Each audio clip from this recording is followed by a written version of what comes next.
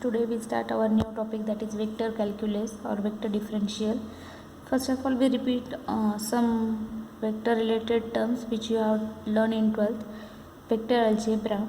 A quantity which has got both magnitude and direction is known as vector quantity. We know that we have learned the definitions of scalar and vector. Vector means a quantity which need to express magnitude and direction, that is known as vector quantity.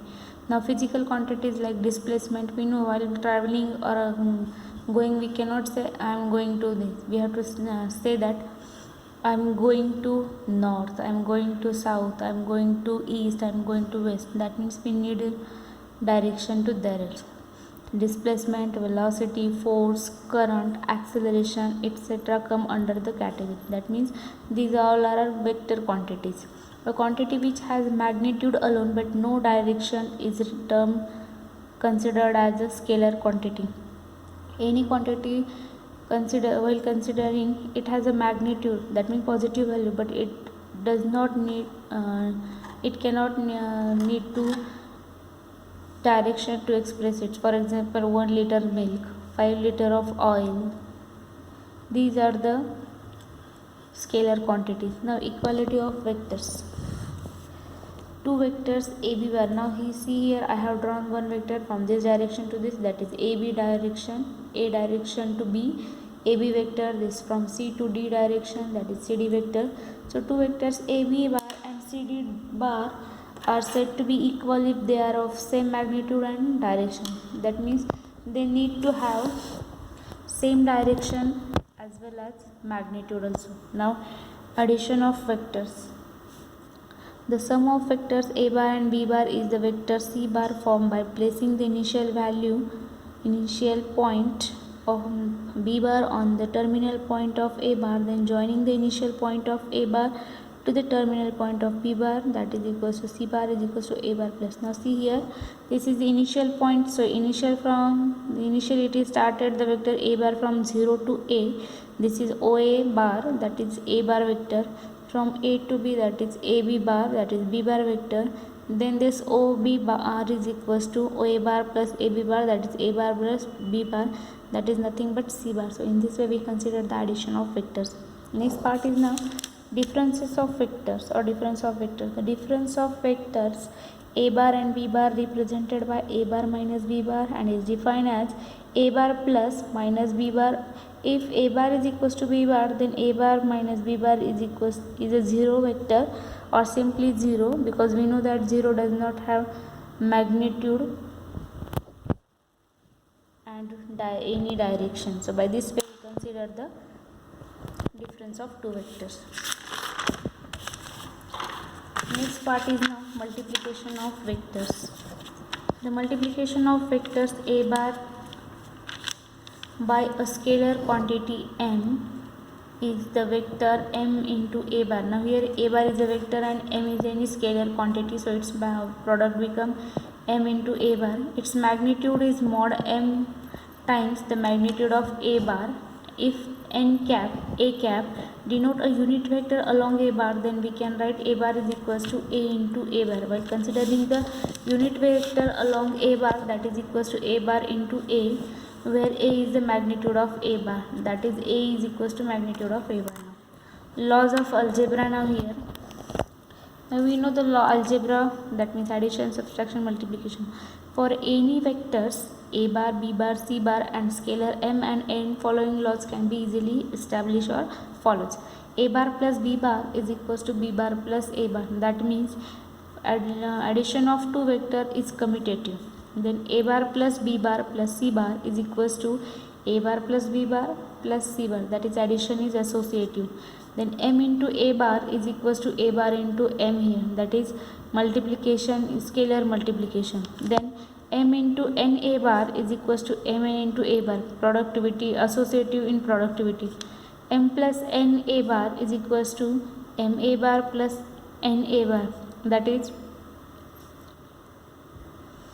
a right hand distributive law. Then m into A bar plus B bar is equals to m into a bar plus m into b bar, that is left hand redistributive bar. So these are the laws of algebra. That means it follows associativity, commutativity, scalar multiplication, distributive laws.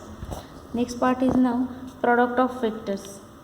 Now the two vectors a bar and b bar do not multiply like scalar m and n. That means if I consider 2 and 3 as two scalars, then 2 into 3 is equals to 6. So by this way we cannot take the multiplication of two vectors a bar and b bar. There are two types of product which are defined follows. First product is now scalar or dot product of vectors. Now if a bar and b bar are two vectors inclined and at angle theta, that means while inclining the two vectors they form an angle theta with respect to each other, then the dot product of vectors a bar and b bar is denoted by a bar dot b bar and is given by a bar dot b bar is equals to modulus of a bar into modulus of b bar into cos theta, where theta is the angle between two vectors, that is equals to ab cos theta. Secondly, cross product. Now vector or cross product of two vectors, that is again a bar and b bar are two vectors inclined at an angle theta. The vector product or cross product of a bar and b bar is denoted by a bar cross b bar. While considering this product, this symbol can be read as a cross. A bar cross b bar is equals to modulus of a bar into modulus of b bar into sine theta into n cap, that is equals to ab sine theta n cap, where n cap is a unit vector perpendicular to the plane of a bar and b bar, that represents here unit vectors. Next part is now, that is important, orthogonal vector.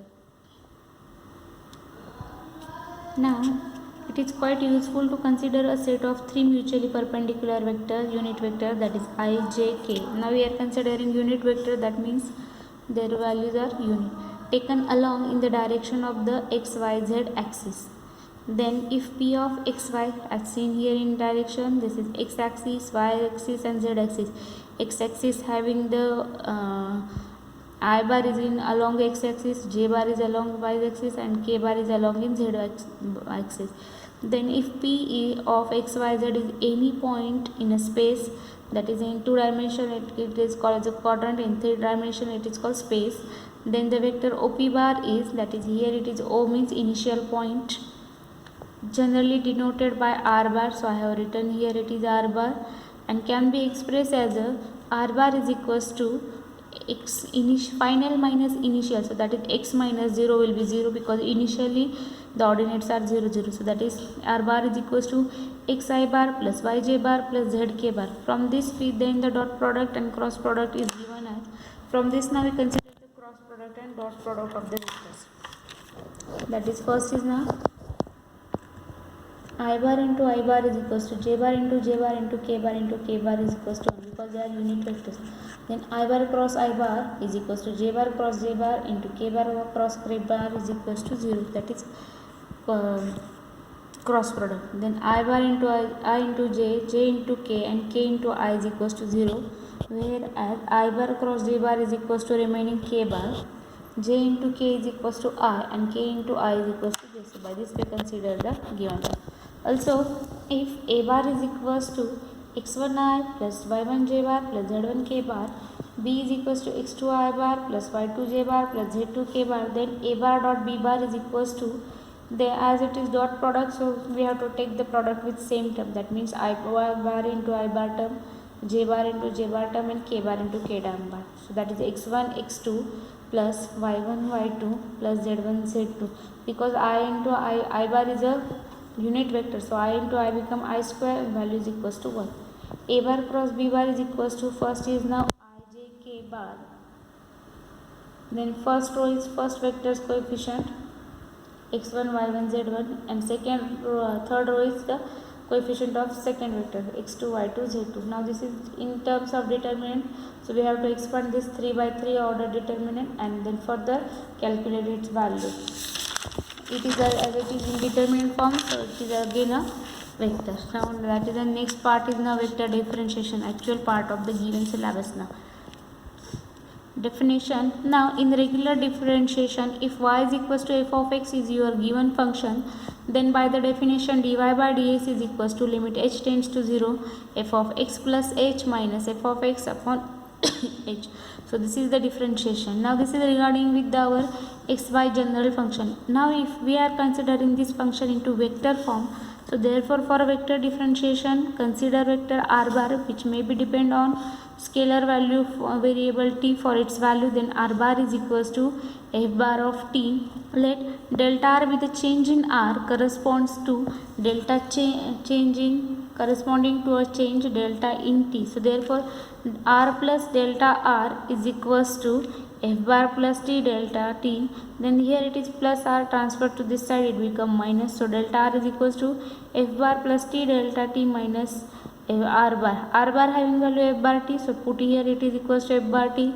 Now divide both side by the vector derivative defined dr by dt is equals to limit delta t tends to 0 f bar of t plus delta t minus f bar t upon delta t by dividing delta t and taking limit delta t tends to 0. So this limit when exists is denoted by f bar dash t or dr by dt, and it's called rate of change of r bar with respect to t. So by this way we consider the definition of vector derivative. The vector derivative is defined in the same way as the scalar derivative, and all the laws of scalar differentiation can be suitable extended to a cover vector differentiation. Now let r bar is equals to xi plus yj plus zk bar, then dr is equals to, that will be equals to now dx I bar plus dyj bar plus dzk bar. Then dr by ds is equals to I bar dx upon ds plus j bar dy upon ds plus k bar dz upon ds by taking derivative divided by s. So modulus of this is equals to under root of square of this term plus square of this term and plus square of this term, that is equals to 1. Hence dr by ds represents a tangent vector at p with unit magnitude and denoted by t. Unit magnitude means its magnitude value is always equals to 1. Next part is now rules of vector differentiation. Now we already seen the rules for regular derivative. We just follow it for the vectors. Let u bar t plus v bar t plus w bar t be a vector or function of t, then ddt of u bar plus minus v bar is equals to du bar upon dt plus dv bar upon dt. That means if there is addition of two or more vector, addition or subtraction, then its derivative is given by derivative of first vector plus minus derivative of second vector. Same for subtraction. If ddt of u bar dot v bar is equals to, then that is dot product, therefore it is equals to v bar into du bar upon dt plus u bar into dv bar dt. Then for after taking dot product we consider for cross product. So ddt of u bar cross v bar is equals to du bar upon dt, that is derivative of first part into cross second term, that is v bar plus u bar into derivative of second term here cross dv bar. Maintain the order as it is. That means first u is given, so take the derivative of u remaining constant plus second derivative first keep as a constant. So no need to change the sequence here. If s is any scalar depending upon t, then ddt of s u bar is equals to ds by dt u bar plus s into du bar upon dt. Then division, ddt of s bar u bar upon s is equals to s into du bar upon dt minus u bar into ds by upon dt into s upon s square. Next is now if s is constant, then ddt of sa is equals to s into du upon dt, that is derivative of u bar and into s is a scalar constant, so as it is. Note, since u bar upon v bar is not defined, because we consider define here addition, subtraction and multiplication, not division.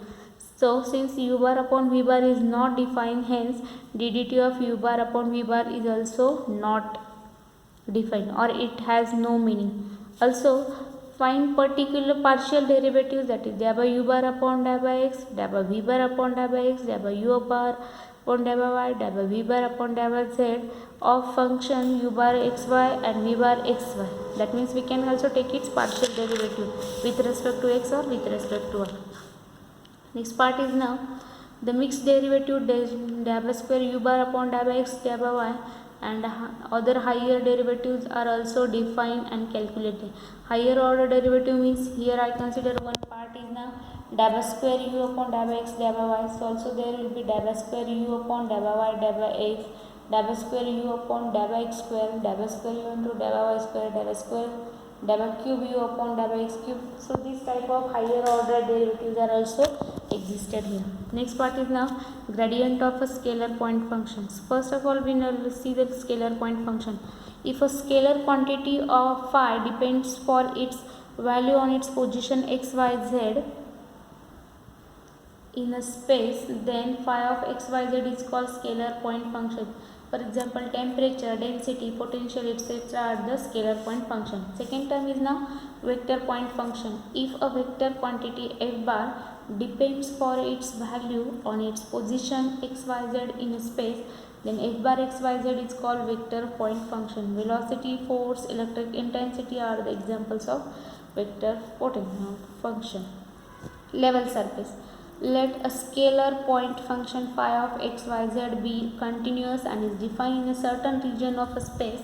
The surface drawn in a space containing all those points where phi of x, y, z have same value is called level surface. Then equipotential and isothermal surfaces are of level surface, which these terms are related to your engineering terms. Then operator del or nebula. Generally we consider del here. The vector differential operator I bar dabba dabba x plus j bar dabba dabba y plus k bar dabba dabba z is denoted by the symbol triangle shape. It's called del or nebula. When it operates on a scalar point function phi of x z, we get a vector quantity phi of del of phi is equals to I dabba phi upon dabba x plus j bar dabba phi upon dabba y plus k bar dabba phi upon dabba z. So that is called here gradient of the scalar point function phi of x, y, z. This is also written as a gradient of phi or simply grad phi.